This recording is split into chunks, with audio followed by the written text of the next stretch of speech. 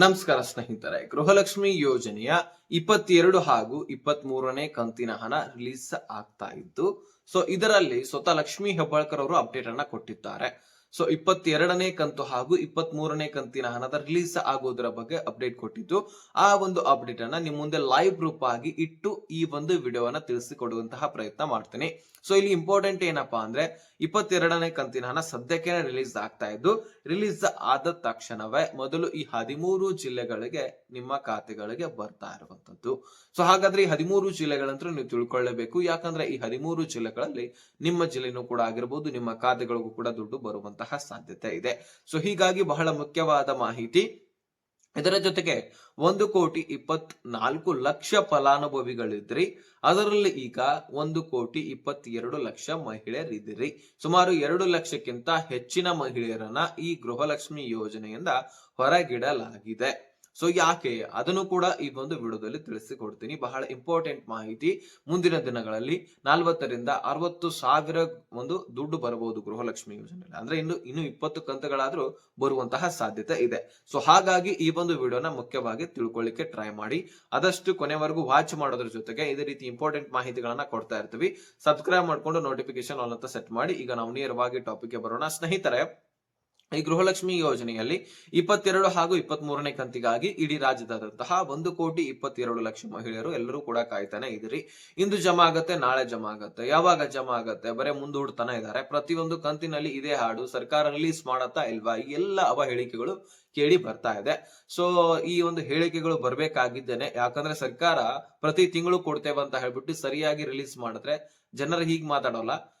ಒಳ್ಳೆಯ ಯೋಜನೆ ಜಮಾ ಮಾಡ್ತಾ ಇದ್ದಾರೆ, ಇದರಿಂದ ನಮಗೆ ಹೆಲ್ಪ್ ಆಗ್ತಾ ಇದೆ, ಈ ರೀತಿ ಬರ್ತವೆ ಮಾಹಿತಿಗಳು. ಆದ್ರೆ ಸರಿಯಾಗಿ ಜಮಾ ಮಾಡ್ಲಿಲ್ಲ ಅಂದ್ರೆ ಈಗ ಸರಿಯಾಗಿ ಹೇಳೋದೊಂದು ಮಾಡೋದೊಂದು ಈ ರೀತಿ ಮಾಡ್ತಾ ಇದ್ದಾರೆ. 3 ತಿಂಗಳಿಗೊಮ್ಮೆ 2 ತಿಂಗಳಿಗೊಮ್ಮೆ ಈ ರೀತಿ ಜಮಾ ಮಾಡ್ತಾ ಇದ್ದಾರೆ. ಹೀಗೆ ಒಂದು ಮಾಹಿತಿ ಸಿಗ್ಲಿಕ್ಕೆ ಸ್ಟಾರ್ಟ್ ಆಗತ್ತೆ. ಆದಷ್ಟು ಸರ್ಕಾರ ಏನ್ ಮಾತು ಕೊಟ್ಟಿದ್ರಿ ಅದರಂತೆ ನಡ್ಕೊಳ್ಬೇಕಂತ ಹೇಳ್ಬಿಟ್ಟು ನಮ್ಮ ವಿನಂತಿ. ಯಾಕಂದ್ರೆ ಈಗಾಗಲೇ ಇದರ ಭರವಸೆ ಅಂತೂ ಕೊಟ್ಟಿದ್ದಾರೆ. ಇದರಿಂದ ಮಹಿಳೆಯರಿಗೆ ಹೆಲ್ಪ್ ಅಂತೂ ಆಗ್ತಾ ಇದೆ. ಹೆಲ್ಪ್ ಆಗ್ತಕ್ಕಂತಹ ಸ್ಕೀಮ್ ಅಲ್ಲಿ ಇನ್ನಷ್ಟು ಹೆಲ್ಪ್ ಆಗ್ಲಿ. ಬೇರೆ ಬೇರೆ ಸ್ಕೀಮ್ಸ್ ಗಳನ್ನ ಬಂದ್ ಮಾಡಿದ್ರೆ ನಡೆಯುತ್ತೆ. ಅಂದ್ರೆ ಫ್ರೀ ಬಸ್ ನಿಂದ ಮಹಿಳೆಯರಿಗೆ ಮಾತ್ರ ಉಪಯೋಗ. ಅದರಲ್ಲಿ ಹಿರಿಯ ಮಹಿಳೆಯರಿಗೂ ಕೂಡ ಉಪಯೋಗವಿಲ್ಲ. ಯಾಕಂದ್ರೆ ಅವ್ರು ಕುಂಡ್ರಲಿಕ್ಕೆ ಸ್ಥಳನೇ ಸಿಗೋದಿಲ್ಲ. ವಿದ್ಯಾಭ್ಯಾಸಕ್ಕೆ ಅಂದ್ರೆ ವಿದ್ಯಾರ್ಥಿಗಳಿಗೆ ಸರಿಯಾದ ಟೈಮ್ಗೆ ಕಾಲೇಜಿಗೆ ಸಾಲಿಗೆ ಹೋಗ್ಲಿಕ್ಕೆ ಆಗ್ತಾ ಇಲ್ಲ. ಯಾಕಂದ್ರೆ ಬಸ್ ರಶ್ ಆಗಿರುತ್ತೆ, ಬಸ್ ನಿಲ್ಸೋಲ್ಲ.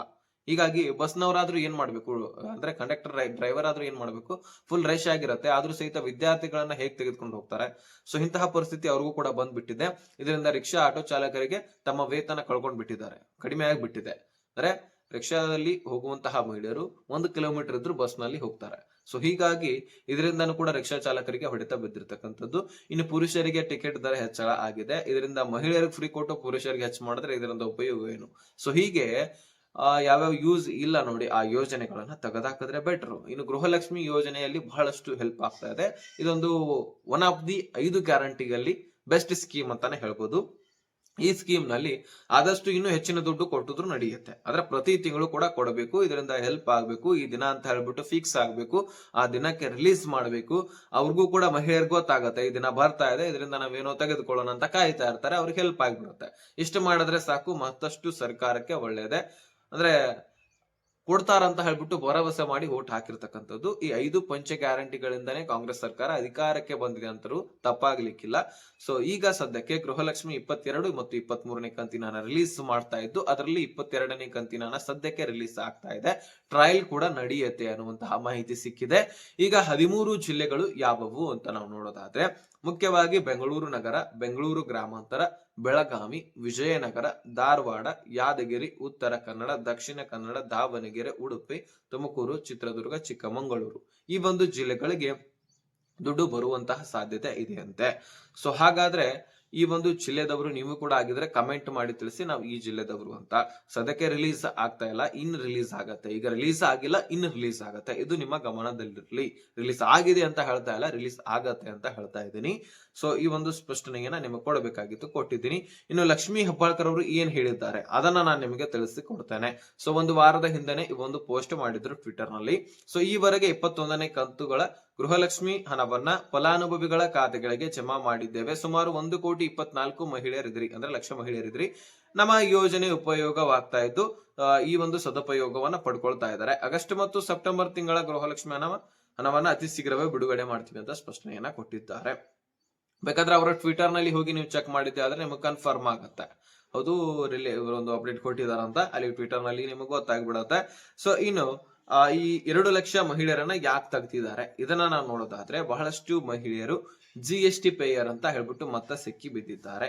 ಅಂದ್ರೆ ಹೊಸ ಹೊಸ ವ್ಯಾಪಾರಗಳನ್ನ ಪ್ರಾರಂಭ ಮಾಡಿರ್ತಾರೆ, ಬೆಳವಣಿಗೆಯನ್ನ ಹೊಂದಿರ್ತಾರೆ. ಇನ್ನು ಮನೆಯಲ್ಲಿ ಗೌರ್ಮೆಂಟ್ ನೌಕರಸ್ಥರು ಇರ್ತಾರೆ, ಮತ್ತೆ ಹೊಸದಾಗಿ ಮನೆಯಲ್ಲಿ ಸರ್ಕಾರಿ ನೌಕರಿ ಜಾಬ್ ಅನ್ನ ಹಿಡಿದಿದಂತವ್ರು ಇರ್ತಾರೆ. ಅಂತವರು ಎಲ್ಲ ರೇಷನ್ ಕಾರ್ಡ್ ಅನ್ನ ರದ್ದು ಮಾಡ್ತಕ್ಕಂಥದ್ದು.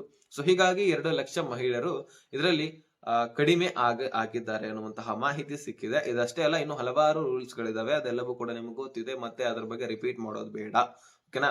ಸೊ ಇಂತಹ ಸಾಕಷ್ಟು ಹೊಸ ಹೊಸ ರೂಲ್ಸ್ ಗಳನ್ನ ಇಟ್ಕೊಂಡು ನಿಮ್ಮನ್ನ ಹೊರಗೆ ಹಾಕ್ತಾ ಇದ್ದಾರೆ. ನೋಡೋಣ ಮುಂದಿನ ದಿನಗಳಲ್ಲಿ ಇನ್ನೇನ್ ಬದಲಾವಣೆ ಆಗುತ್ತೋ ಮತ್ತೆ ಮುಂದಿನ ಅಪ್ಡೇಟ್ ನಲ್ಲಿ ನಾವು ತಿಳಿದುಕೊಳ್ಳೋಣ. ಸದ್ಯಕ್ಕಂತೂ ಇಷ್ಟು ಇನ್ಫಾರ್ಮೇಶನ್ ಇತ್ತು, ತಿಳಿಸಿದೀನಿ.